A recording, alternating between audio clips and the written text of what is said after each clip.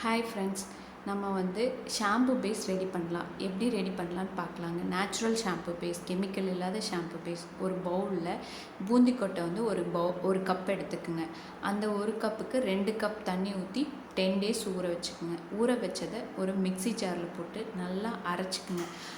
Smooth பேஸ்ட்டாக அரைச்சிக்கிட்டிங்கன்னா அரைச்சிட்டு அதை வடிகட்டிக்குங்க. ஏன்னா அந்த வடிகட்டினா தான் அந்த திப்பியாக இருக்கும்ல, அதெல்லாம் எடுக்கிறதுக்காக நல்லா வடிகட்டிக்குங்க. வடிகட்டினதுக்கப்புறம் என்ன பண்ணுறீங்கன்னா ஒரு பவுலில் மாற்றி வச்சுக்குங்க. அப்புறம்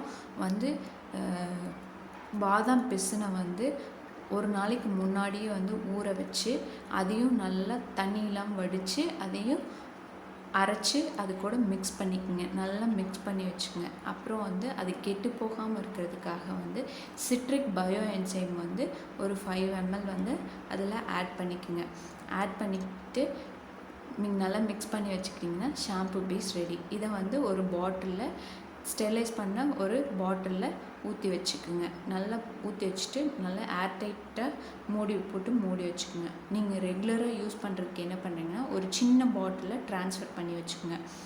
இப்போ நீங்கள் ஷாம்பு குளிக்கணும் அப்படின்னு இன்ஸ்டண்ட்டாக ரெடி பண்ணணும் அப்படின்னா அந்த ஷாம்பு பேஸ் கூட ஒரு செம்பருத்தி பூவை கூட அரைச்சி செம்பருத்தி பூ ஷாம்புவை யூஸ்